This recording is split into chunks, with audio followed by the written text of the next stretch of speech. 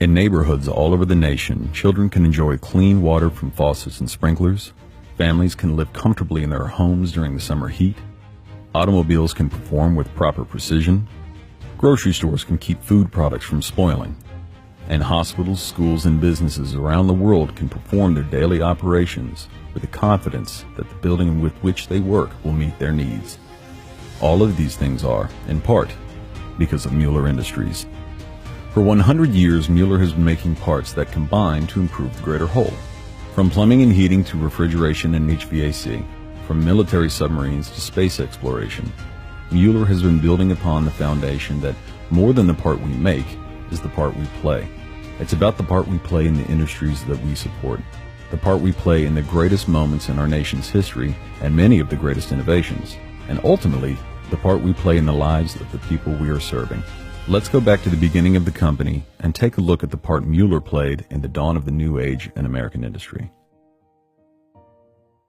The American Industrial Revolution took place a century and a half ago as production of goods moved from home business, where products were generally crafted by hand, to machine-aided production in factories. This revolution, which involved major changes in transportation, manufacturing, and communications, transformed the daily lives of Americans as much as, and arguably more than, any single event in U.S. history. Industrialist names like Carnegie and Rockefeller are commonly known. However, toward the end of this important era, the Mueller name was beginning to make its own significant impact on the U.S. industrial landscape. In 1852, Hieronymus Mueller landed on the shores of the United States as a 21-year-old man with high hopes and a vision for endless possibilities. Settling down in Decatur, Illinois with his wife, Frederica, he opened a gun repair shop on the bottom floor of a two-story apartment while his family lived on the second floor. He and his wife had 6 sons: Henry, Frederick, Philip, Robert, Adolph, and Oscar, and a daughter, Lida. Hieronymus quickly established a reputation for his customers as a man who could repair anything: clocks, sewing machines, farm equipment, and anything that could be tinkered with. The spirit of problem-solving would carry on throughout all of the company's history, even to today. Because of his unique skills, Hieronymus had also done work for the city of Decatur's Plumbing and Waterworks Department, fueling his interest on the subject. But it was on July 23, 1872, Hieronymus Mueller made his first official foray into the plumbing business when he patented his improvement in machines for tapping water and gas mains. This was essentially a valve that would allow workers to tap into and repair pressurized lines without the leaks that plagued other devices. Known as a corporation stop, it created an airtight joint, allowing city workers to connect a house water line to the city's water system without shutting off the main line. This patented stop played a huge part in advancing plumbing system in cities all across the expanding nation. Hieronymus worked for years improving his many inventions, transforming the now named H. Mueller Manufacturing Company from a jack-of-all-trades repair shop to a full-scale plumbing operation. All of his new products were made of brass. His inability to purchase these products to meet his specifications forced him to establish a brass foundry and machine shop to make them himself. By 1885, the manufacture of brass goods was an important part of the company's production. Hieronymus Mueller's ingenuity and that of his family quickly spread beyond the plumbing industry. In 1885, the Benz brothers had invented what is now considered the world's first horseless carriage by mounting a steam engine onto a wagon. While many regarded it as a bulky plaything for the wealthy, Mr. Mueller immediately recognized the vast potential. He had one shipped to him from Germany and in short time dismantled the automobile to tinker with the various ways to enhance it. He improved the carburetor, transmission, radiator, and other features, working with his sons on various patents for these improvements, and finally created a car that suited him. Acknowledging the vehicle's origin, he called his machine the Mueller-Benz. Sadly, it was a car that would cause Hieronymus's death a few years later. This tragedy forever changed the direction of the Mueller Company. At the time, Mr. Mueller had under construction the working parts of 3 distinct automobiles. Had he lived, some members of the Mueller family and many other business leaders believed that Decatur might have become another Detroit. He might be considered one of the forgotten founders of the automobile age in America, but the sons decided not to undertake auto manufacturing, and the autos, parts, and patents were sold. It seems the family felt the automobile was the cause of their father's death, and they wanted no part of that business. It's reported that Oscar Mueller sold his patent for an igniter for explosive engines, essentially a type of present-day spark plug used in almost every car in the world, for only $500. Though the family stepped away from the automobile industry, they greatly expanded the reach of their other products to various parts of the United States and into Canada. They opened a sales office in New York City with Oscar, the youngest of the brothers, in charge of it. Oscar was described as a man of unquenchable ambition, keen foresight, and industrial genius, and within a few years, business was booming. Over the years, the family expanded their operations to include all sorts of plumbing and water products, including fire hydrants. One historian called the Muellers a one-family research laboratory. The Mueller family truly embodies and amplifies the spirit of the Industrial Revolution in every way. As America grew through the Industrial Revolution and stood as a world leader in the 20th century, threats soon arose against the great ideals of the country and other free nations. Twice the United States rose to the call and entered the World War conflicts, and twice Mueller rose to its own call to be a part of the fight for freedom. Canada had entered World War I prior to USA's involvement. Recognizing an opportunity, the Mueller family had established a plant in Sarnia, Ontario, Canada, to produce munitions and other items for the Canadian war effort. They approached the Canadian government with new and advantageous manufacturing methods. Before this time, the making of shell casings had been a laborious and wasteful process, requiring multiple pieces, multiple steps in the production, and ending up with excessive wasted materials. Mueller's engineers enhanced the country's military advantage by devising a way to forge a casing in one single piece, a much faster and more efficient method. When the United States entered World War I, it committed itself to being the arsenal of war for the Allies, taking on the production responsibilities for many war materials. At the time, Oscar was operating out of the manufacturing plant in Sarnia. He knew the impact this would have on the business, but also recognized the potential of the American munitions industry. So, with some effort, he persuaded his brothers to relocate the Sarnia plant to the United States, just across the St. Clair River to the burgeoning town of Port Huron, Michigan. In 1917, the Mueller Metals Company was established with Oscar Mueller in charge. With new contracts, operations, and innovations in play, the company charged forward with furnaces burning around the clock and shipping over $1 million of munitions monthly as the United States joined the war effort. After aiding the nation in securing victory in the First World War, Mueller Brass Company, as the company was then called, continued its innovation and developed a line of copper tubing and fittings products under the Streamline brand name. Though marketed for many applications, during the late 1930s and 1940s, the U.S. Navy and U.S. Army both adopted the products and used them extensively. In a report sent to Mueller Brass Company on August 19, 1932, the U.S. Navy reported, "The Navy is now using streamlined couplings in sizes up to 2.5 inches on hydraulic power lines and water systems. This provides a most severe test for this fitting, as pressure fluctuates violently between 0 and 750 pounds, and the piping is subject to constant vibration. We have never had a failure of these joints. One submarine has now been operating for several years with a number of streamlined couplings installed, and we have never had a leak under this rigorous service." When the United States engaged in World War II, Mueller Brass once again proved a critical player in the civilian war effort, producing fuses, primers, and cannon and mortar shell casings. Ever the innovator, the company developed a way to manufacture these items at highest efficiency and by using scrap metals, since essential materials were either rationed or completely unavailable. Fred Riggin, president of the company at that time, was involved with the Washington Committee for all metal procurement to support the war effort. As the war progressed, the company expanded and constructed new buildings in Port Huron to manufacture components for munitions, aircraft engines, torpedoes, submarines, tanks, and other military items. To meet its war-associated demands, the company at its peak was employing between 5,000 and 6,000 people in the Port Huron area. As a result of these efforts, in 1943, the U.S. Navy and U.S. Army presented the Mueller Brass Company with an E banner for excellence, the highest honor presented to a civilian firm.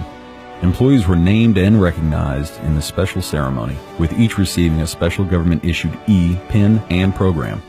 In the years following, Mueller Brass Company also supported the United States military efforts in Korea and Vietnam. Today, Mueller Industries continues the manufacturing of various products to support customers involved in military, defense, and general firearms production. While times of war demand quick developments in innovation and efficiencies within production processes, Mueller has approached times of peace with just as much vigor.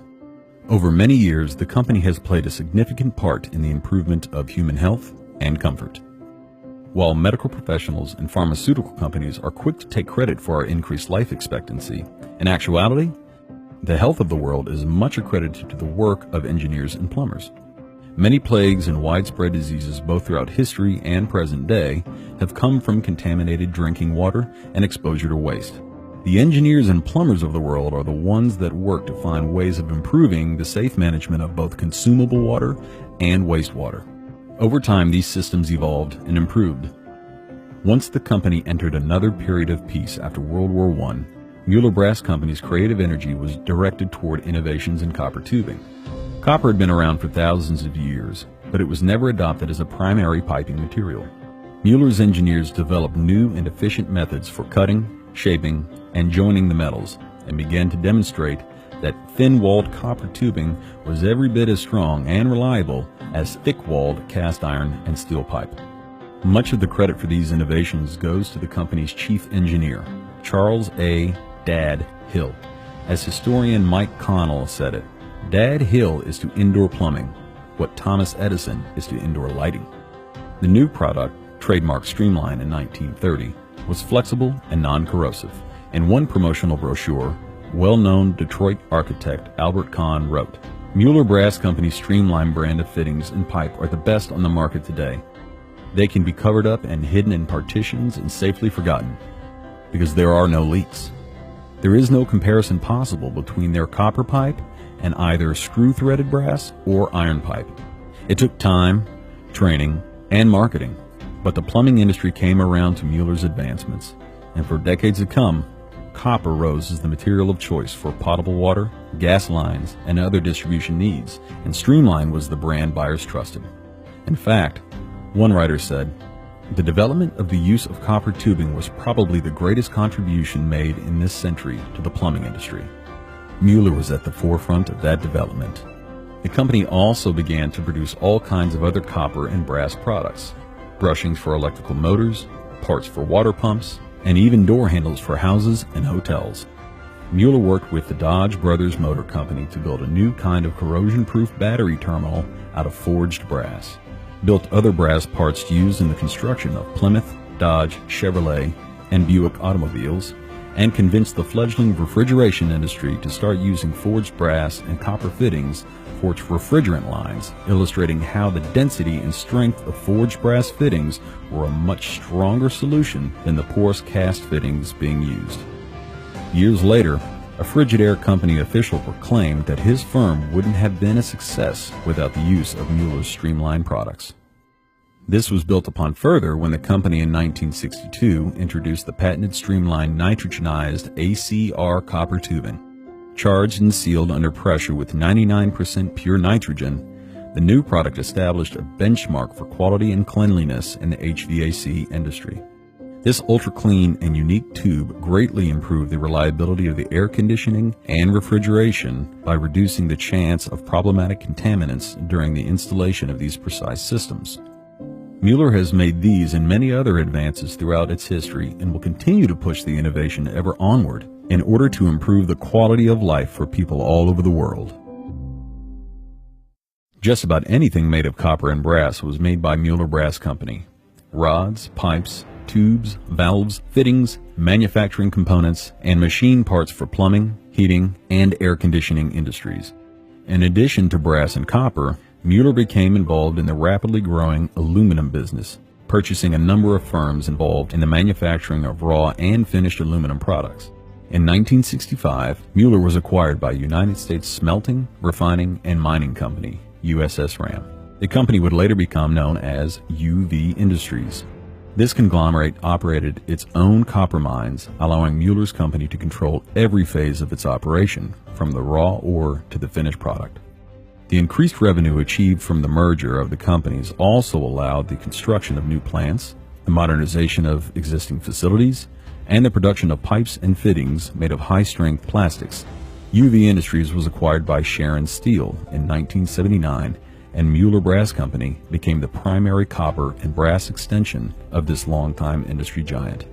Even while undergoing ownership transitions, the company continued normal operations throughout the next decades, adding and improving facilities and acquiring new manufacturing businesses that included plastics, expanded lines of refrigeration products, and more, broadening the company's capabilities and reach into other industries, and quietly making its impact on more and more people's lives.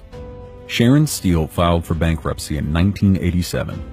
On December 1st, 1990, Mueller Industries, Inc., the company as we know it today, was born out of the ashes of its failing parent company, like a phoenix, with a fire for new business and industry rekindled. As a company, Mueller Brass Co. had already established itself as a world player, but the new Mueller Industries was on a fast track to becoming an even bigger part of the world stage. Beyond product innovation, development, and marketing, the company's financial history is fascinating and involves some of the world's most recognized names in industry and finance.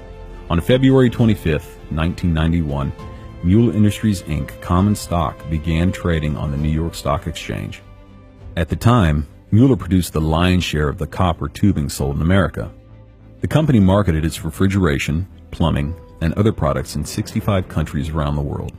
Overall, it operated 10 production facilities in 4 states and Canada, and maintained warehouses and sales offices throughout North America and abroad. It had a proud history in its core business, the manufacture and sale of copper, brass, bronze, iron, plastic, and aluminum products, and a strong, loyal workforce. In addition, it now had a new name and a new purpose. It also had a new optimism and refocused vision under the leadership of Harvey Karp and Bill O'Hagan. Here's a gentleman that was 80 years old, ready to retire, ready to move on with life. He'd put Mueller in a wonderful position. I mean, took it from bankruptcy to such a success. So I became vice chairman of the company, and so in due course I reported back to George and said, there are a lot of things that have to be done, and unless it's done, you face imminent bankruptcy. And he said, for God's sakes, become the chairman, do something. So I did become the chairman, but I knew the first thing that I had to do was to tell everybody that somehow everything was going to be okay. With Bill coming in as CEO, and with Harvey's leadership, we had a lot of confidence that if we could get through a rough patch, we knew there'd be a rough patch for a couple of years, that there was a good opportunity for the company to be very successful. But one of the things that I quickly sensed was that Mueller was in a relationship business. Harvey, and God bless him for doing this, he took his time because he decided we had to find the best person in the industry. And he found that best person in the industry, and that person was Bill O'Hagan. And within a month, Bill came to Mueller Industries. I got calls from virtually everybody in the industry congratulating me on getting the man who not only was a capable person, not only would be able to do things for the company that I thought were exceptional, but he gave the company instant credibility in the marketplace. When you went to a meeting with Bill, it was 10, 12 people deep. I mean, when you walked in the room gravitated towards Bill. He had been in the industry his entire life. He made customer relationships a priority. That was one of the, probably the greatest virtues he bestowed on me, was how important customer relationships were in a commodity industry. So we had Bill and Greg to concentrate on operations, which really freed up Harvey Karp to do what he was very good at. And Harvey was very good at the M&A side, the mergers and acquisitions. And Harvey knew that in order to grow Mueller, we had to make some acquisitions. In just 5 years, from 1994 to 1998, the company completed an amazing number of acquisitions. In 2000, Mueller Industries celebrated its 10th year as a public company. That year, the company achieved net sales of $1.2 billion compared to $441 million in 1991. Coming out of a period of heavy reinvestment across its businesses, Mueller had emerged as the industry leader. That same year, American Metal Market ranked the company first in return on assets for the third consecutive year. In 2001, Mueller Industries appeared in Forbes magazine's Platinum list, Best Big Companies. And that became our aim, to become so good at what we did, to make investments that made us, on a rolling basis, better and better and better. By the time we were finished with one improvement project, we didn't wait. We started the next immediately. So we were in a constant mode of improvement. It was very evident when you walked into our plants that we had a few things that were most noticeable. One is great people. The company really had a tremendous spirit of people that had been with the company very long tenure. Through an intensive 10-year recapitalization effort, the company has succeeded in driving down the cost of production. Mueller had become many industries' most formidable competitor. The financial crisis that started in 2008 was hard for many businesses. Thanks to smart management over the previous years, this period was not as tough of a stumbling block for the industry's leader. We really got focused inwardly on how just to keep ourselves afloat, and focused on protecting the balance sheet, cutting costs, expenditures everywhere we could. And we did a great job. We came out of 2009 very healthy. Still made probably close to $65–70 million that year, even though it was a bad year. And subsequent to that, we've made over $100 million a year every year since. Our investment in our plants in the late 90s, early 2000s paid off.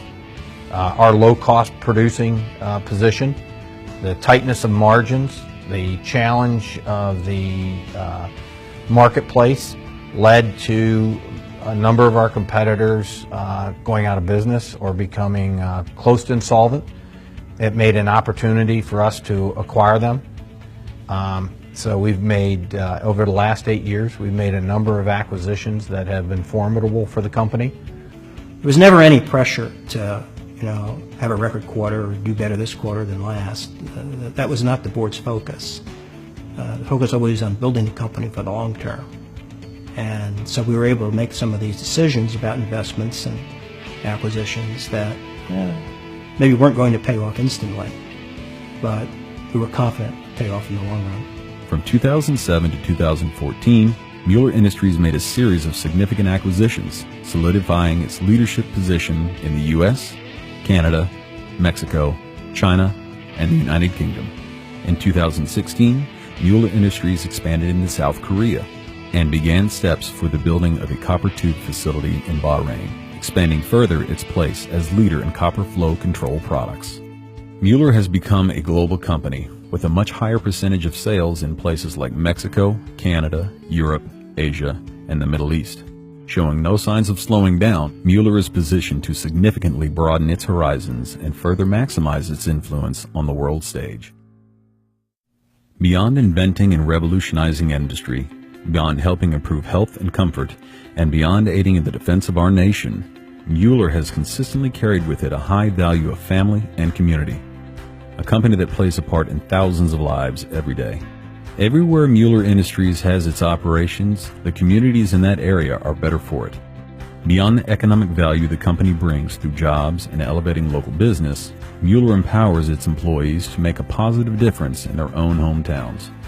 This company-wide mentality was instilled early on, with Oscar Mueller providing a prime example of how company and community should work and the benefits. The Mueller brass name always used, every time something would come out in the paper about a charity drive of some kind, Mueller brass was always there, always there, always there, always From there. Sons Without Fathers to Christmas Anything, trees, yeah. Mueller brass was United Way, we had two board members, a salaried and an hourly, on the board of United Way, and Mueller was always the #1 contributor. One morning in 1926, Oscar took his daughter to the Port Huron Country Club to play golf, one of his favorite avocations. What Oscar forgot was that golfing times for women were restricted to a few hours in the afternoon on the weekends.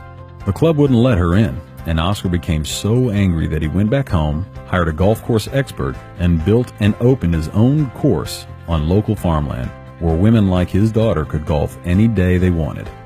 Named the Mueller Golf and Country Club when it opened on March 3, 1927, the facility was later renamed the Black River Country Club and is still in business today. As part of this spirit, the company's quarter-century club members were given a Black River Country Club membership, a special thank you for 25 years of service. The uniqueness of this benefit is that it helped to break down class walls. On the tee box, one could see the local bank president as well as longtime Mueller Mechanics employees. During the Depression, Mueller Brass Co. was determined to survive and provide for its employees. For a while, the company could not pay its employees in U.S. dollars, so the company instead printed and distributed its own scrip, company money in various denominations, which could be spent in most of the stores and businesses in Port Huron. After the worst depression in history, Mueller Brass Co. emerged unscathed and along the way, brought its employees with it. If you're going to put a large operation into a relatively small town, small area, you've got to be involved in the town. You've got to know the people. You've got to work with the people. You got to solve problems together. In many examples, Mueller's companies today are often the largest or one of the larger employers in the local areas. There is no question that the decisions and efforts of the company have an impact on the local economy and the people it supports. These companies have been a part of the communities and even local families for generations. I started out there in 44, and the Riggins were still there, and it was just like one big family. Practically everyone that worked at Mueller's had relatives that worked there. Children, husbands and wives. It's not uncommon to see a grandfather, father, and son all having worked for a Mueller Industries company. The company takes this legacy and responsibility seriously. There is no question that Mueller Industries is a global company. But in practice, by the way it is operated and its attitude towards the places that its operations call home, Mueller embodies the heart of the local communities of hardworking and dedicated individuals. As influential as Mueller is across the globe in numerous facets and industries, a strong future doesn't just happen by accident. Intentional strategic steps are being taken to ensure Mueller Industries, Inc. is an integral part of the future of many varying industries. These steps include smart financial management, ongoing investment in facilities, technologies, and people. On the financial side, Mueller Industries leadership is doing everything in their power to not only ensure the stability, but the prosperity of the company for generations to come. Well, the other thing that we've done too is we've always kept a very conservative balance sheet. We have a very strong cash position. We pay a dividend. Hopefully we'll increase dividends in the future. But we're also very conservative. So, you know, if there's a downturn in the economy next year or the year after, we're going to be able to handle it just fine. So as we go beyond our 100-year anniversary, we're at a perfect time to start thinking 5 and 10 years further out and to start using these seeds that we've planted to look back and ask ourselves, from all of the acquisitions that we've done, all the work that we've done in building this climate business, as we've invested in plastics, we'll be able to build from that platform and take away from it, where is the next avenue where we take our company. In its operations around the globe, you will see the company and employees taking on world-class projects involving processes, equipment, technologies, and more. These projects come with great complexity, great demand, and challenges, but ultimately, great benefits for the future. What's exciting about the future is that we have, you know, world-class leaders around the globe that are in touch with our values, they're in touch with our thinking, and they're all ambitious, driven to grow the company in different ways. So we're looking at a future that is now starting to navigate away from just making copper tube and brass rod, and we're now starting to see that V shape of our focus widening, the lens of our future widening, because we're getting into so many other areas. And the opportunity to get in those other areas is going to be all based on this arsenal of people, the bench that we're building, and the focus to grow the company. Mueller Industries boasts one of its greatest strengths has been the ability to respond quickly to various business conditions in the markets they serve. Often described as a big company that acts like a small company, Mueller remains lean with the ability to quickly react. Flexibility and openness to changes are key elements of the company's culture. People know that if we try something today, we reorganize and do something today, that tomorrow, if it's not working, we'll just reorganize and do it a different way tomorrow. Our people have come to trust that being flexible and receptive to change is a good way to be. It's clear that the company knows that there's more to making a great future than just a plan. It's also about the culture. And Mueller Industries has an incredible culture and work ethic. That is the critical element, is despite the fact that we may operate in countries that we don't speak the language and we don't have the same customs, we can maintain and we must maintain the same cultural values, where quality products are a priority to us, where customer relationships are a priority to us. What I'm excited about is that in the countries that we've expanded, whether it's in Bahrain, Korea, or over in England or in Canada, the major steps that we've taken in the last 3 to 4 years, every one of those leaders shares our values. I always tell people we're better at addition than subtraction. We put more on people's plates, but we very rarely take more away.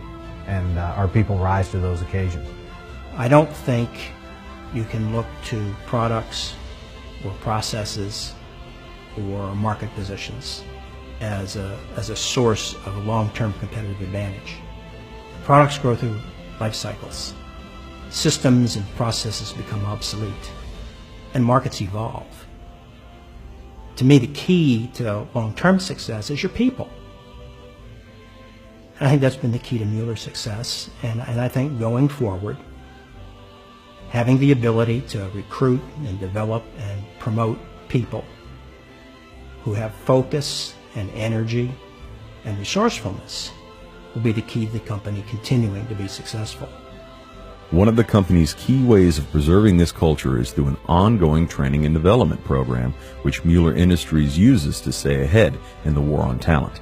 Since 2000, the company has invested heavily in a career development program that recruits and trains recent college graduates in a company-wide rotational development plan. With a strong mentoring and fraternal nature, this program has helped to launch and elevate the careers of many of Mueller's management. CEO Greg Christopher believes it is going to be a legacy program that will be relevant to the next century of the company's future. We really focused on getting people that would focus on the customer. We bred the lean and mean concept into our distribution organization. We revamped our customer service organization, and we stayed focused on reinvesting in our businesses to be not just low cost, but we invest to be the last man standing today. We're going to focus on how in all of our core businesses, as the economy has changed and the need for our products has diminished, our focus is we want to be the last man standing. We'll be the only one left when it comes down to the market size being shrunken for our products. The company wisely prepares for the future in ways beyond equipment and technology, maintaining the spirit of the company. A spirit with unbending integrity, a can-do attitude, a commitment to the idea of being last man standing to being the best of the best. It's been for the last 25 years what Mueller is. The best of the best. And whatever it takes for us to get better, it's a continuing process. And we'll do it. So that spirit really is the spirit of Mueller. It's not just Harvey that has that. Today, I would say most people care about the company. It is definitely at the top of their daily priorities in life. This spirit has always been there and is evidenced in today's operations. The foundations of Mueller Industries is strategically placed to hold strong no matter what lies ahead to ensure a bright future for the company, its employees, its customers, and the various industries Mueller plays a part in advancing. As Mueller Industries celebrates a century of success, the company is more diversified than ever and well-positioned for the coming years. Mueller has set a clear course for the future with strategies of growing Mueller's core business through ongoing improvements, acquisitions related to consolidation within the industry, and value-added investments. And with a lasting spirit of innovation and drive, Mueller Industries will continue to grow by finding new opportunities that will expand its business beyond the core. From its earliest beginnings in Port Huron, Michigan in 1917 to its global family of companies today, Mueller Industries is there quietly making a difference. Beyond what the company makes is what the company does. As one vintage Mueller Brass Company advertisement states, more than the parts we make is the part we play. It's as true today as it has ever been. From Mueller's early help in preserving America's freedom to its current support of industries ranging from construction to appliances to automotive to sporting goods and more, Mueller Industry is there playing a part in the success and betterment of companies and people around the world. And to that cause, every Mueller Industries company plays an important part, and most importantly, every employee plays a part in that success. Mueller has experienced phenomenal growth and success. That success was accomplished by an extraordinary group of people. Because the core foundation of the company and any company that lasts 100 years is people. We have a great collection of committed people with an underlying work ethic that shapes our core culture. That's why Mueller Industries is here today. That's what makes us special. And in the end, that is what will take Mueller Industries into the future.